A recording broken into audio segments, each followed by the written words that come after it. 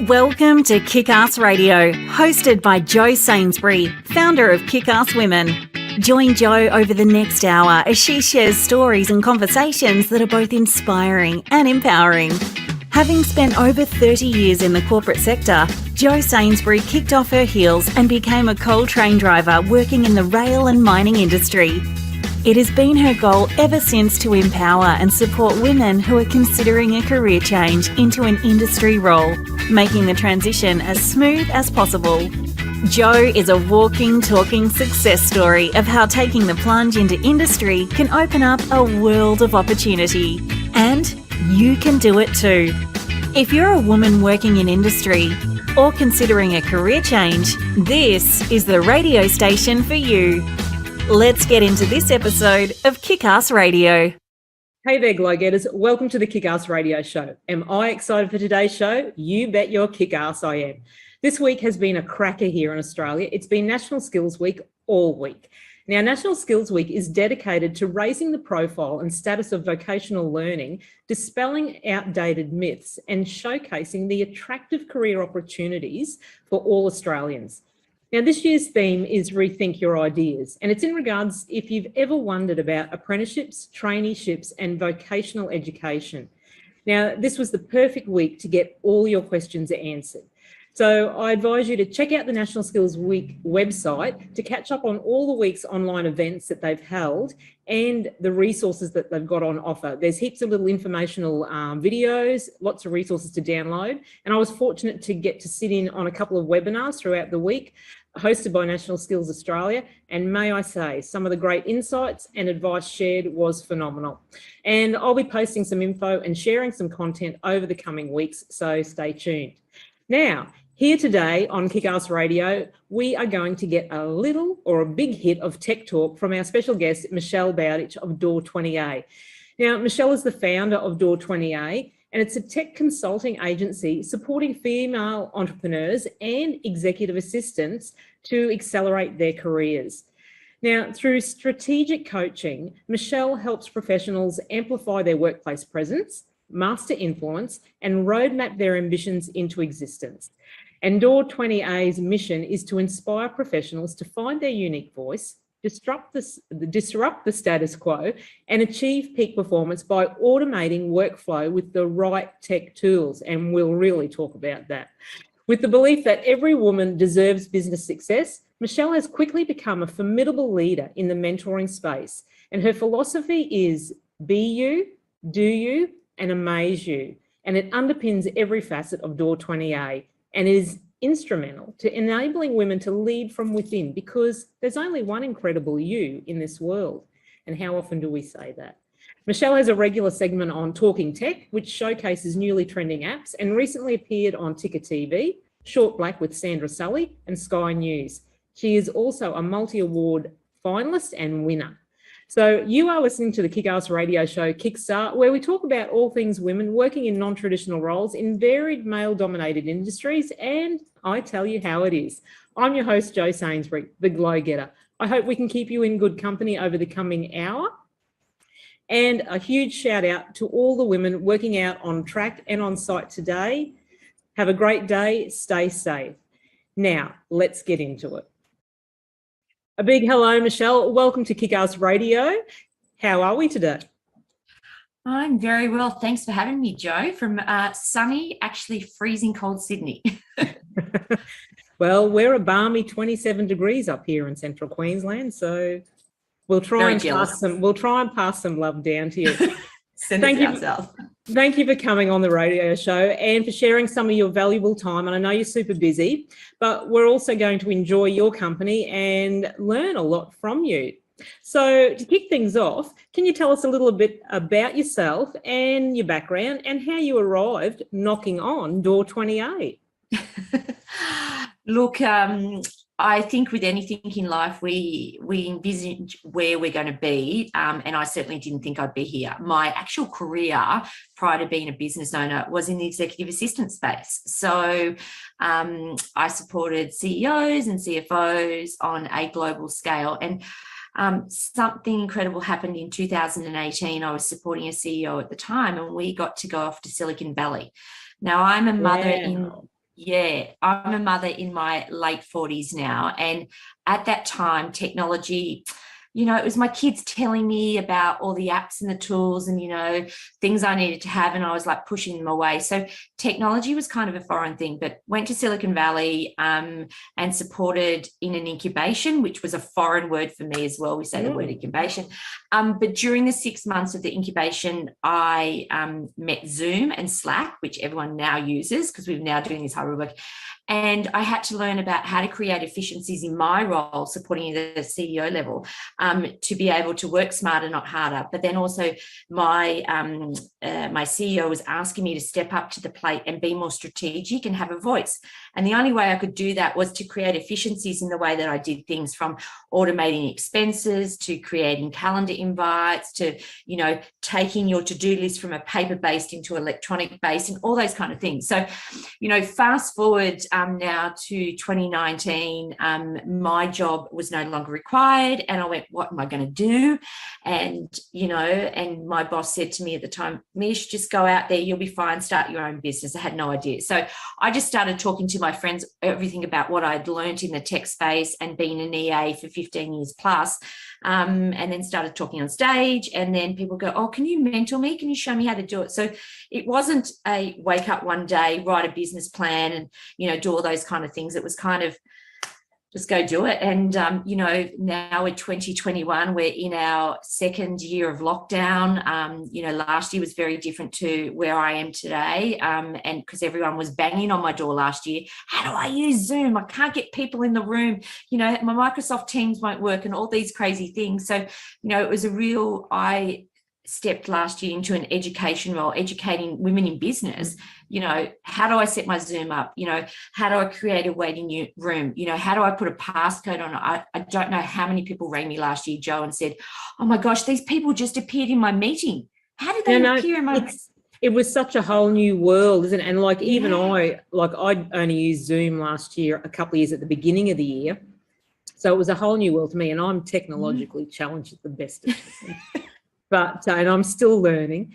But yes, so to a lot of women out there that, we do our routine, we live by a routine, we do our habitual things. So to have something new introduced, it's like a panic station. And I think technology, it's still a fearful world. We're still scared by it. And I think, what I do is I just make it fun for people.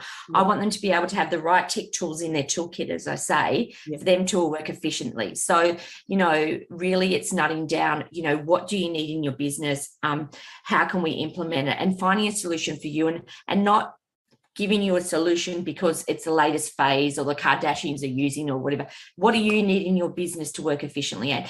And then give them the confidence, because I find once you give them the confidence and you speak in their language, you're not speaking a techie codey language, then it just works so much quicker and easier. So, and every business is different. You could be in North Queensland like yourself and you might want to convert to an online to-do list. And how do we do that for someone that's got lots of paper in front of them? Like, it's finding something for you. So it's making it fun. And I feel now that I am more advanced than my children because I've got teenage children and they don't like that sometimes because I give them a new app. But it's also, it's a great sharing. A great example is at the moment, Yeah, and at the moment, everyone's got their whole ideas on it, but now we're going to get to a stage where when we are vaccinated, how do we prove that we're vaccinated? So the Medicare app at the moment, I'm showing everyone how to download their digital vaccination certificate and put it in the Apple Wallet, and it's something simple.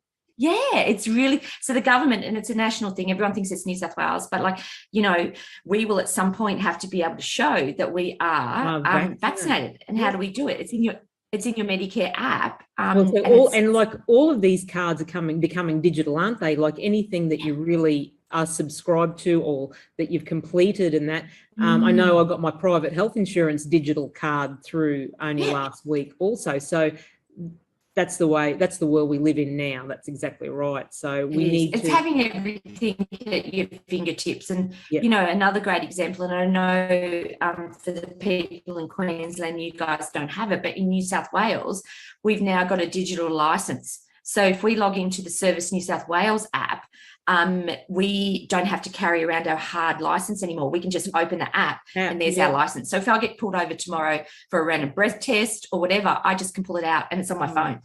So lucky there. But it's making you feel comfortable. Yeah. And that's exactly right. And like, I know it's hard to get used to new things because I was an EA for 16 years in my career. And your story resonates with me very deeply. I'm very heartfelt about it. And your accomplishments are so inspiring. And if only technology was so grand back then, but like I thought the electronic typewriter was absolute wow when it came in, because I started off my EA career as the old stenographer, Pitman shorthand, and doing dictation. And when the mighty electronic typewriter come in, instead of just, punching the keys, it was like, and it automatically returned. And we could use carbon paper, so I could create a copy and I could backspace and erase my errors.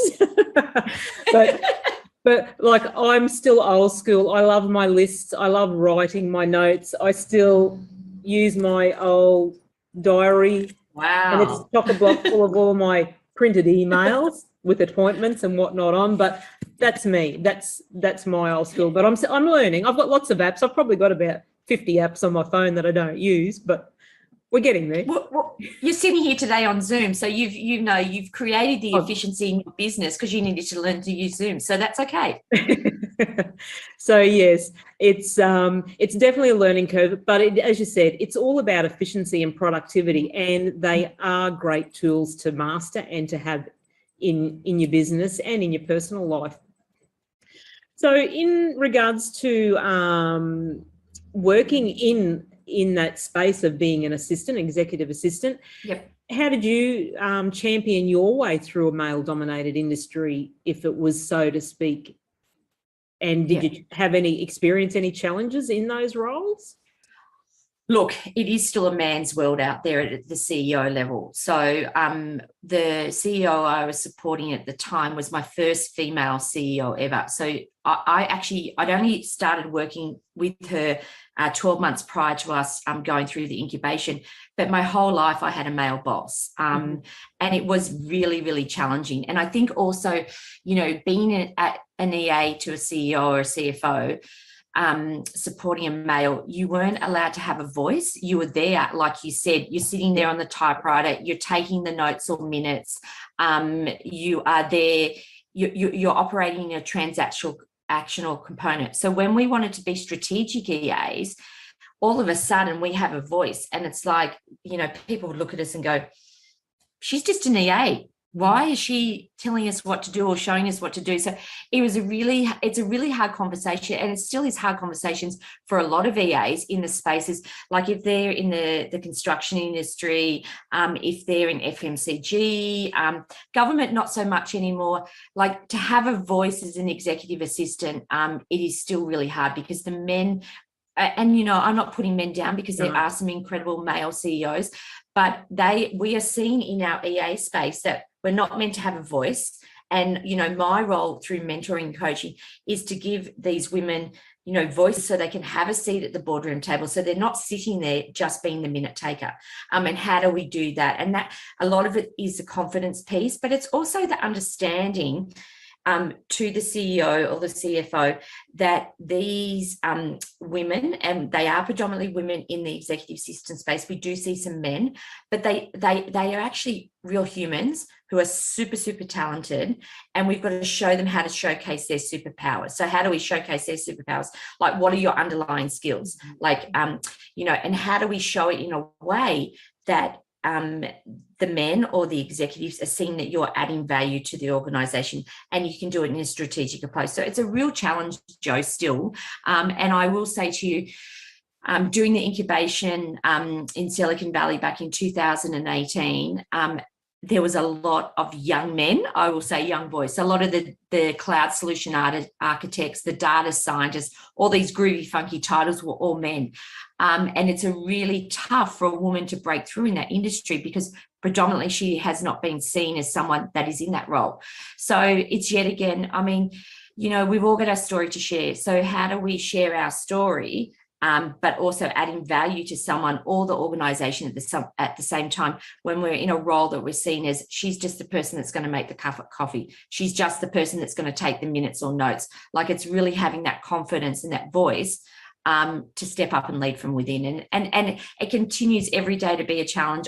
You know, I believe the EA space has certainly made a huge leap of faith and a jump of because we've gone from having the typewriters to having how many words we need to type per minute to now you need to have the tech skills as well to come along with it. So it's a journey, and I think every industry is different as to where they're placed. If you're an EA in the tech space, you are seen and you do have a seat at the boardroom table. If you're someone in construction or health, you will still be that EA making those cups of coffee. So there's a bit of a shift still to go from here to there, but it's tough, Joe. I'm not going to admit that, you know, I'm often having conversations with females to saying I'm just seen as the EA who makes the cups of coffee, and that drives me nuts. and it has, like, that role has definitely progressed over the years, and I know from my space when I worked there, as I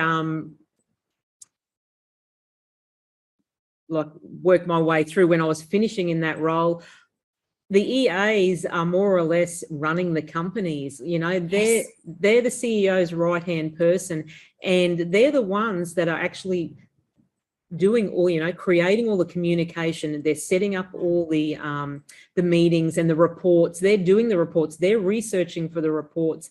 And I end up becoming involved with project management, which led to me actually leaving that corporate sector and pursuing project management and, you know, getting a diploma in project management and doing that in the construction industry. Because I worked with a group department in that sphere, and I was doing all those reporting tasks. I was putting all the information together. So it led, you know, it leads to bigger and better things, but you definitely, I was having to learn software programs that I wasn't familiar with in regards to productivity, machine preventative maintenance and whatnot. So there is definitely the need for the ladies to get involved in all the techie space in that role, even if they are just an executive, or they're not just an executive assistant. As I said, they're more or less running the companies, but there's lots of opportunity. And I think another thing is they all need to establish a support system. You know, it's an instinct as women, we take care of everyone else and put our needs on pause. But it's important for our own well-being to also look out for ourselves and our personal development if we want to be of service to others.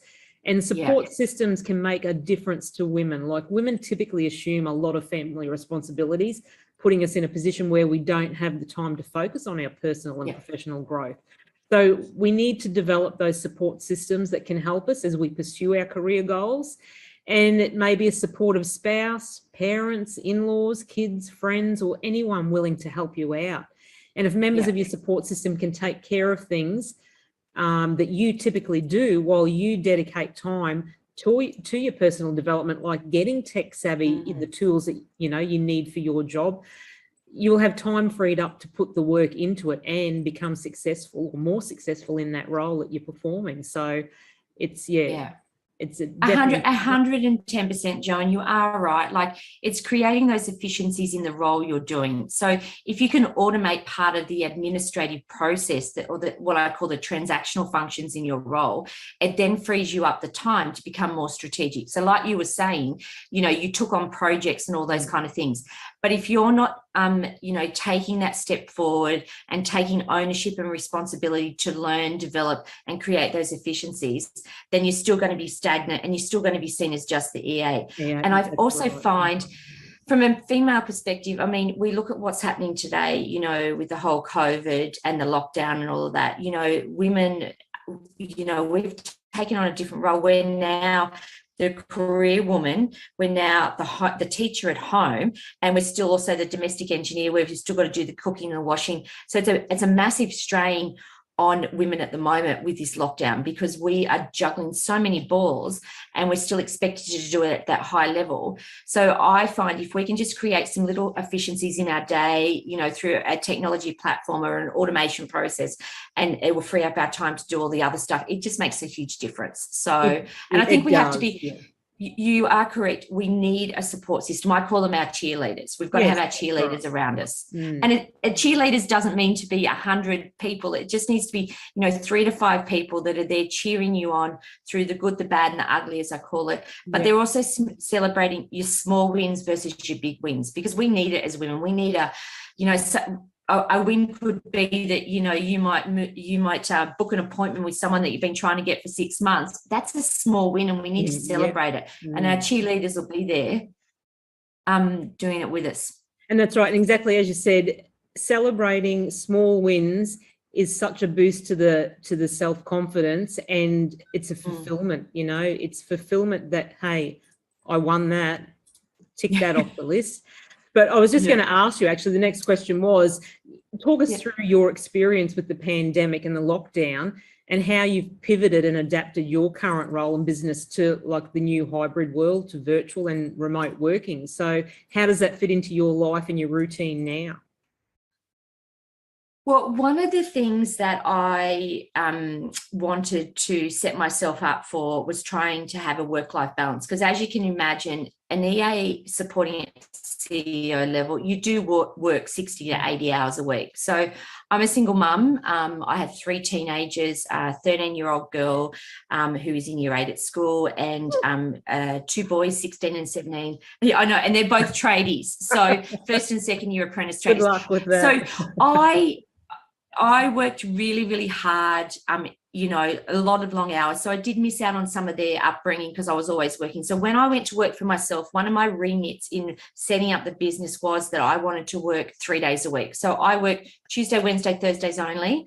Monday is my strategic planning day, aka I fill the fridge up with food. I do the meal prep for the week, because I've got everyone's meals, because the tradies are taking big hot lunches every day. I'll pay the bills, do all of that. And then Friday is my mental health day. So I can do anything on that Friday, lunch with the girls, stay in my PJs and watch Netflix all day, whatever I want to do.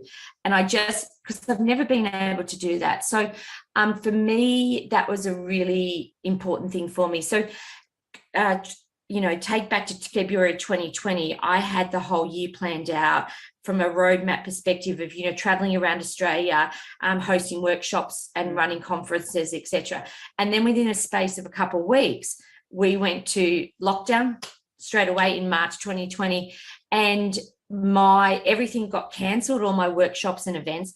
But what happened is that the people that I had been talking to about tech with for the 12 months prior, who were slamming the doors in my face going, I don't need tech in my role. It's all right. I don't need it. All of a sudden, the phone was going off the hook. Mish, I need your help with this. Mish, what is Microsoft Teams? What is this platform called Slack? How do I use Zoom? Blah, blah, blah. So I went from, thinking I was going to be on the road all of 2020 to then going into this, working from home. I had to employ staff to help me with the training because it was just out of control. And it wasn't just here in Australia.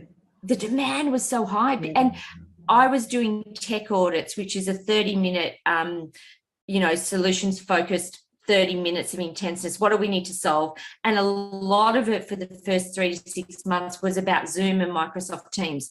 How do I, as I said, how do I put a passcode on a meeting? How do I have a waiting room? How do I virtually do this? How do I do a poll within a presentation? Like all these crazy things that we used to do face-to-face and now online learning.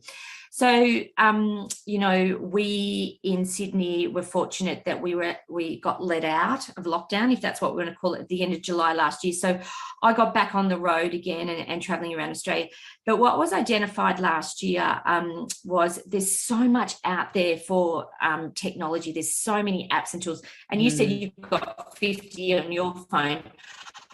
I then decided to write a book, and my first ebook ever, I failed at English at school, so that was my disclaimer. So for me to write a book was really, really hard. So I wanted to write to make it easier for people. Oh, I need a virtual whiteboard. What options are available? I need to be able to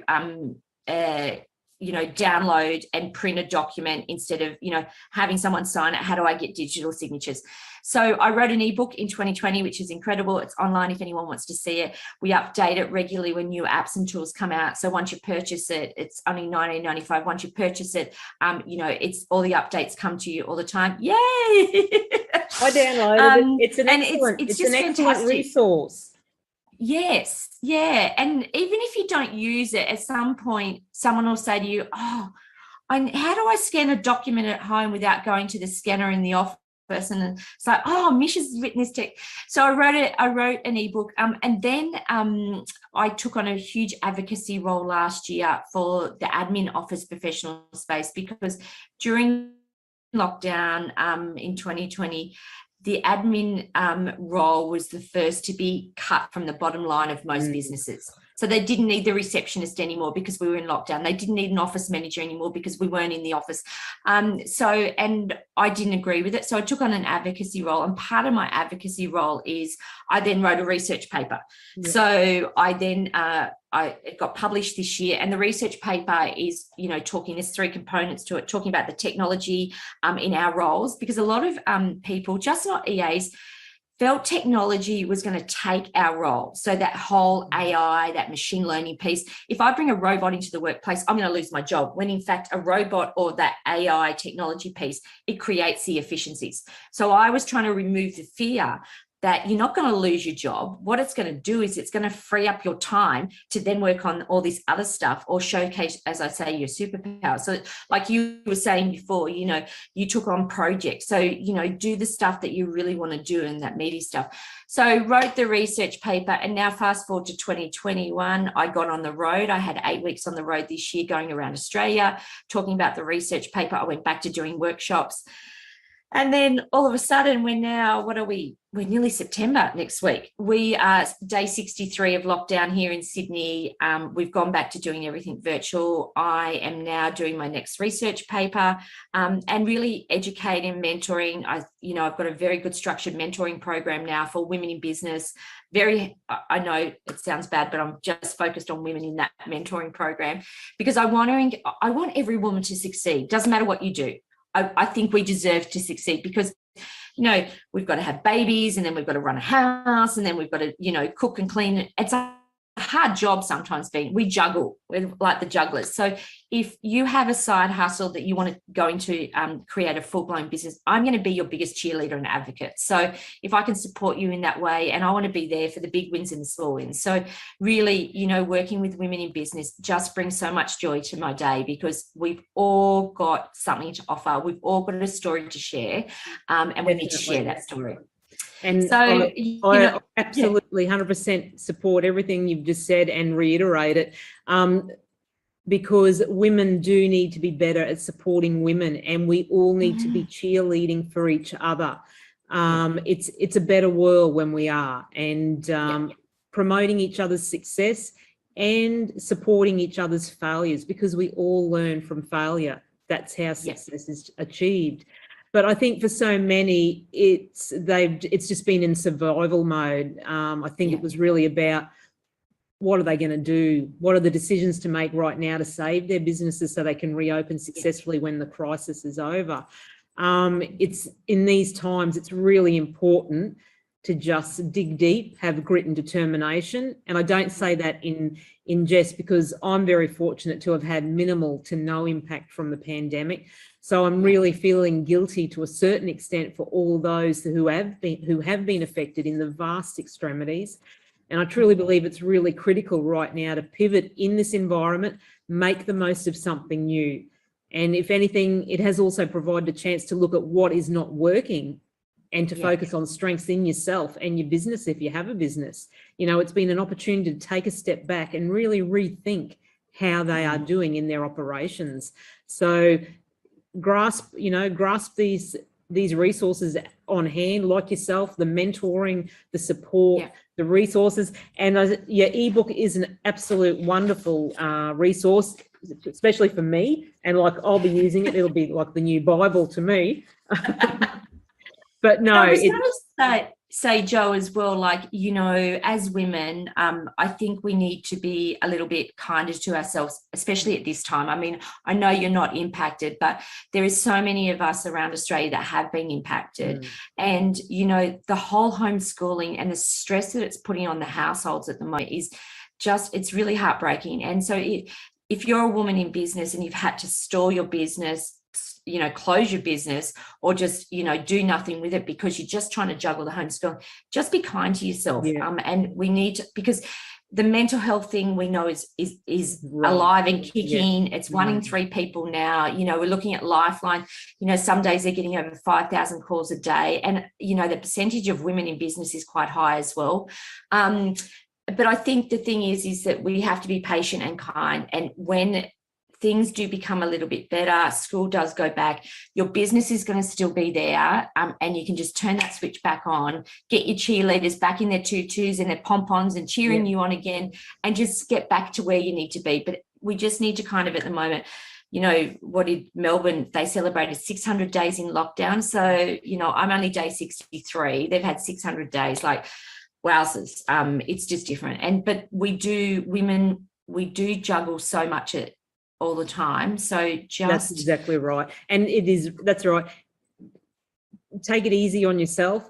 There is light at the end of the tunnel, and we just got to keep looking at that light, and we will come out the other side, and we will come out bigger and better. It's, you know, it's the opportunity to shine on the other side when it does happen. But yes, perseverance and work on yourself whilst we're in this time is definitely, as you said, self-care is very important, and the mental health aspect, definitely reach out to someone, whether it's just for a short conversation, you know, pick up the telephone, actually have a telephone call, don't go text messaging, you know, physically talk to someone on the phone. That's just a stress relief straight away when you're actually having that connection of the voice to voice over the phone. So let's be better at self-care, definitely. Okay, well, we're going to take a little break and hear from one of our show sponsors, and we'll be back soon. Hey, Glow Getters, have you heard about Kickass Women? Founded by Jo Sainsbury, Kickass Women is dedicated to empowering and supporting women who are considering a career change into an industry role. Visit our brand new website at www.kickasswomen.com.au or follow Kickass Women on Facebook and LinkedIn today to keep up to date with all things Kickass Women and the incredible opportunities and content we have for you. See you there, Glow Getters. Okay, thanks listeners for joining back in. Our special guest today is Michelle Bowditch of Door 20A. So, Michelle, who has been your biggest supporter or mentor and role model throughout your career and your business today? So I was lucky enough about 12 years ago to get a business coach. So the employer I was working for, they offered business coaching, and back in those days, I don't know about you, but business coach was a foreign word. Yeah, definitely. And this incredible individual, he has navigated with me through my different careers, and still with me today. We don't meet as much as what we used to do, but it's just to have someone that's known you for so long. It just, when you go to make decisions, I would encourage people out there, if they've never had a mentor or a coach, to really look at that, and why you're getting them on board. It's incredible. I also have this incredible woman, which I'm sure the community does know, which is Elka Whalen. She was Elka Graham, the ex-Olympic swimmer. Oh, okay, We met through church and have become friends. And she is just this wealth of knowledge. She is one of my biggest cheerleaders, and I can throw anything at her, and she will be honest and open and have a great conversation. So a great example is earlier this year, I had an interview on Ticker TV, and I rang her after it, and I said to her, that was shit, excuse my French. I said, No, we're I allowed to swear. took too quickly. I got so excited. And she said to me, okay, you need to probably do some media training. You probably need to speak slower. You need to breathe. So then the next time when I went to do my first Sky News interview, and I was fortunate, I was in the studios in Brisbane when I did my first one.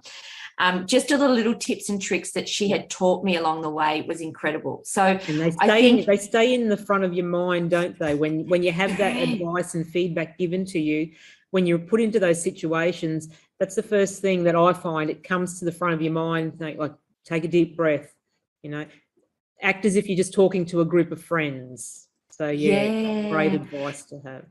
And little thing like, I wear my ring. So she said, when you start to get the flutters, twist your ring and all these.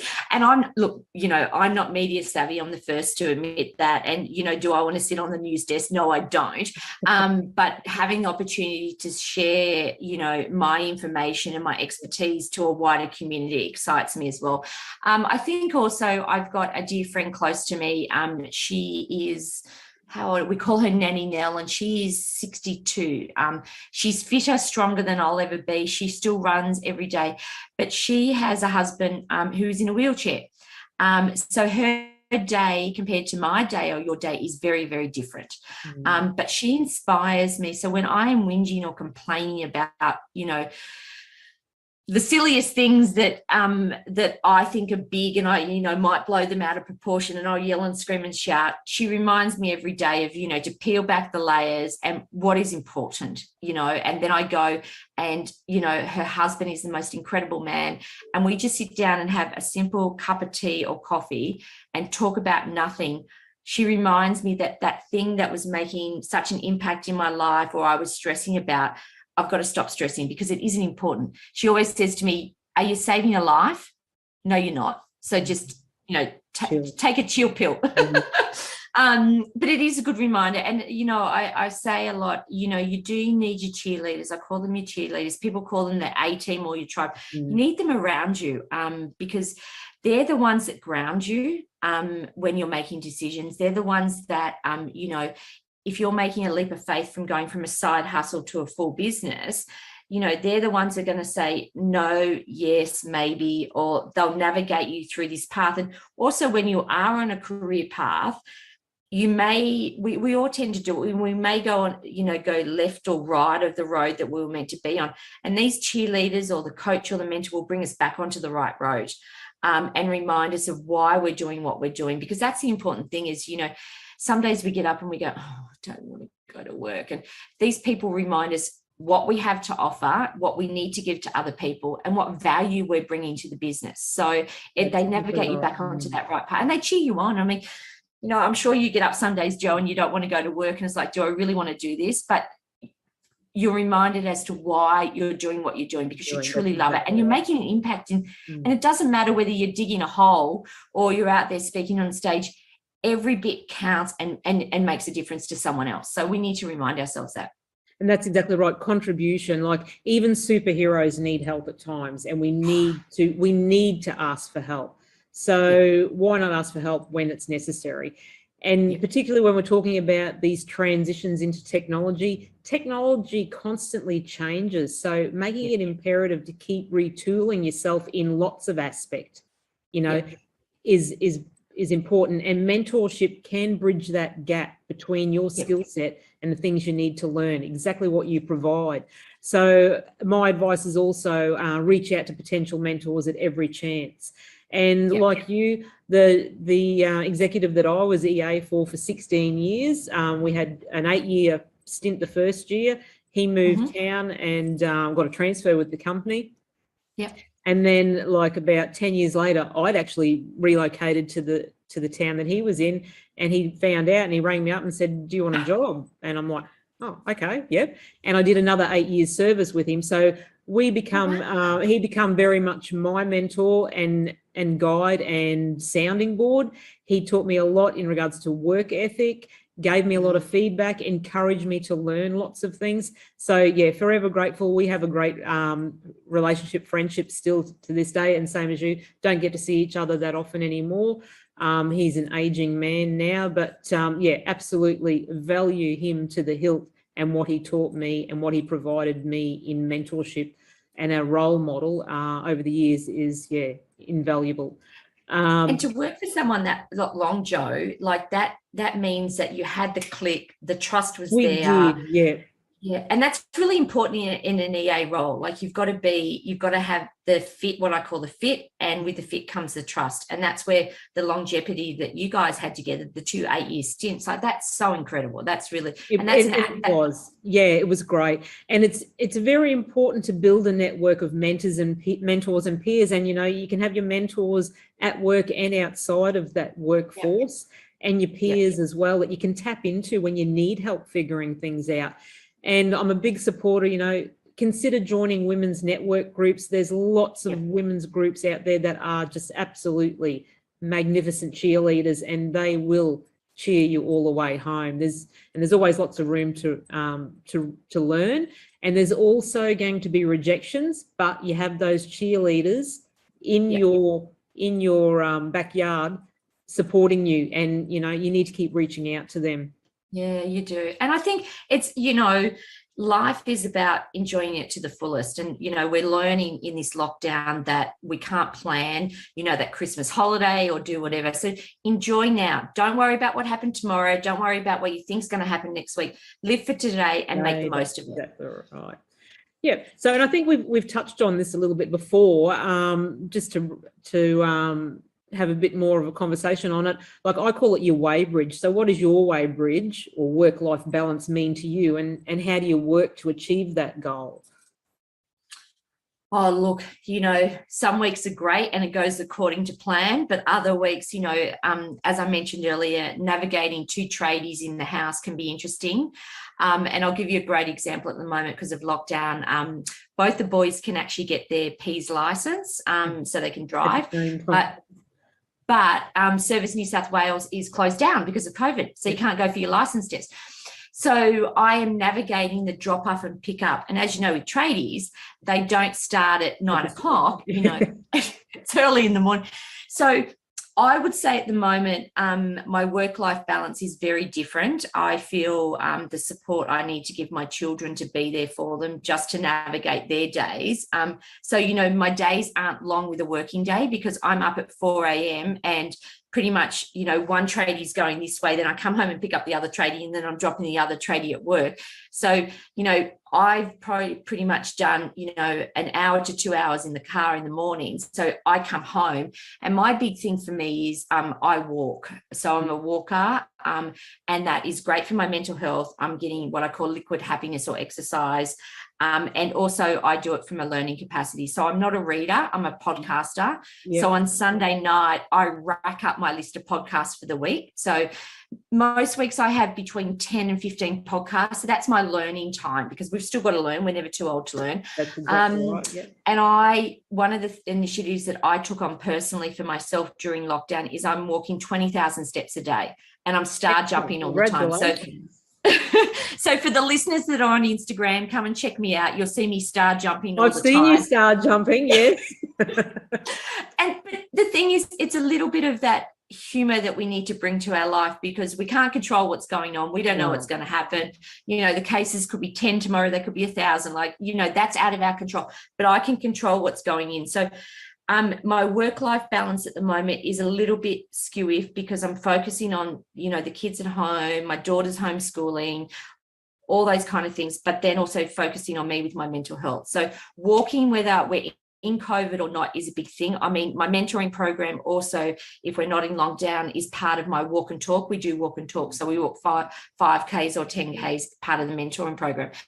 So walking's a big thing for me. And if I can get 4 to 5 hours of work on a Tuesday, Wednesday, and Thursday, that's a tick on the board for me. I'm happy with it at the moment. So I think we have to, as mothers and as women running businesses or working in a career, is that we have to kind of adjust and tweak a few things at the moment, and don't say, well, I always work 9 to 5, that always sentence, or it's got to kind of change that conversation to adjust to what's happening now and right in this moment. And I think that's where that kindness piece that I said before, we have to be kinder to ourselves.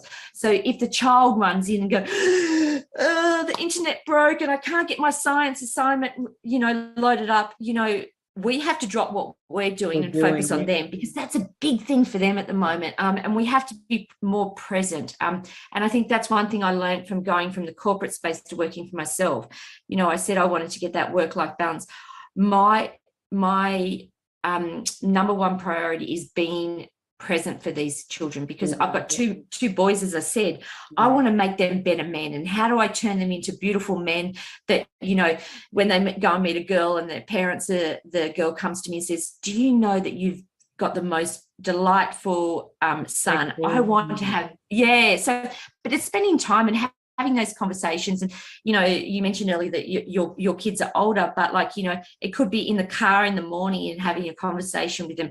We try and have dinner at the dinner table 3 nights a week, because having it 5 nights a week just doesn't happen.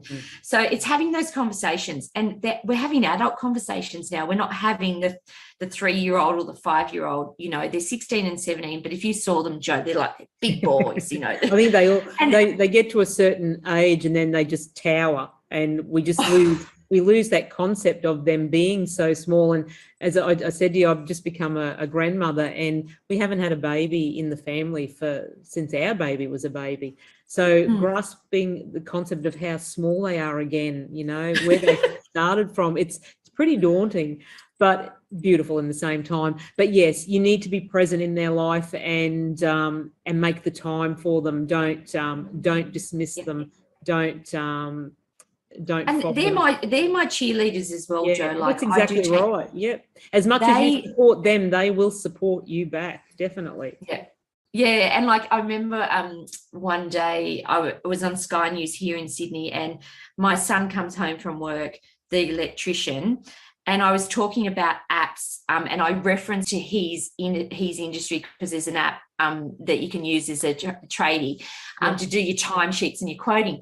And he came home and he goes, Mum, were you on the news today? And he goes, oh, the boss was talking about it too. And he's gone like this. He goes, oh, well done, Mum. Good on you. You can have a glass of wine now. So he was my that's that cheerleader. Yeah, definitely. So, yeah. And it warms my heart that, that as a single mum, that I'm able to juggle, but then also be there for them. Because as I said, I wasn't present in the younger years because we were working so hard, and we were trying to put pay the bills, pay the mortgage, and we're doing this whole juggle and put food on the table, whereas now I'm working for myself. I've set myself up that I can be present, and it's a really important thing for me, Joe, to be present for my kids. And that's exactly what it's all about. Work-life balance is about achieving a compromise between the need to work and, of course, to earn an income, and the need to have a life outside of work. So balance is not better time management, but better boundary management. And balance means making choices and enjoying those choices. So And I think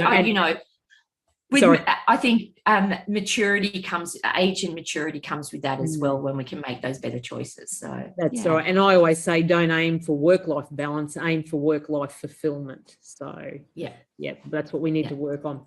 So a last question for you. What are your top 3 values that you live into and that drive your business? I think we might have touched on this, but I know you've got a specific response to this.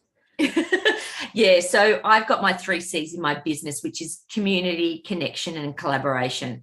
So we need to create a community around us. We need to connect with others so we can continue to learn, and we need to collaborate so we can, go into spaces or into businesses or into opportunities that we've never been there before. And I honestly believe that, it is community over competition. And we touched on that earlier, that we need to cheer each other on. So when you've got a community around you and you're connecting with like-minded people that are going to cheer you on, that collaboration piece comes out so strong. So, and collaborating, it doesn't mean it's not about money, or it's not about you getting more than the other. It's about that connection, collaboration, and community. So my 3 C's in my business, and I encourage everyone, create a community around you that you can connect and collaborate with, because that is going to be the easiest process for you, especially as a business owner.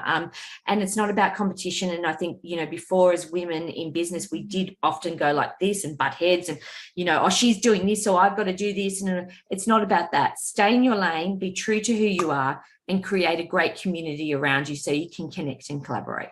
And that's great advice. So yeah, definitely support that. And do you have anything to offer to our listeners that you'd like to share, or any special offers? Like we mentioned, your ebook, definitely. We've got the ebook. It's online on the website. If there's any women out there, and no matter your age, you know, if you're someone that's starting off in, you know, the corporate workspace, or, you know, whether you're a 20-year-old up to a 60-year-old, you know, if there's something in your life, if you've got a road blockage, or you're trying to find an answer to a problem that you just can't get past, you know, connect with me. Let's have a virtual coffee. It's 15 minutes, free. And then maybe if the mentoring program's for you, but I encourage you just, you know, connect on Instagram or LinkedIn, because the thing is, the power of connection is so important in a space that we are, you know, sitting in front of a screen for so long. So it's having a conversation with someone, and, you know, I will be back on the road again. So when I do hit your state, let's connect for a cup of coffee or a glass of wine. And as I always say to everyone, there's only one incredible you in this world. So remember that, and be you, do you, amaze you. Well, thank you very much, Michelle. It's been a great conversation, and always another inspiring and invaluable conversation that we've shared today. We wish you all the best with Door 20A, and we'll put your links and contact information up in our show notes and on our website for anyone wanting to reach out to Michelle.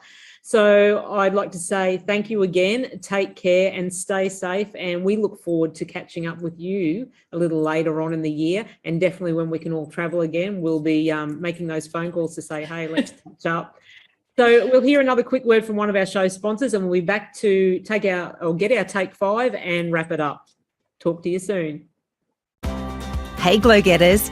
Did you know that Jo Sainsbury is a published author for her book High Heels to High Vis, and has been named an Amazon #1 bestseller?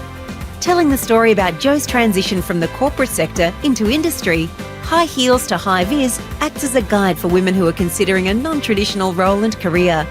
High Heels to High Vis is available for purchase online at all leading bookstores, including Amazon, Dimex, Waterstones and eBay.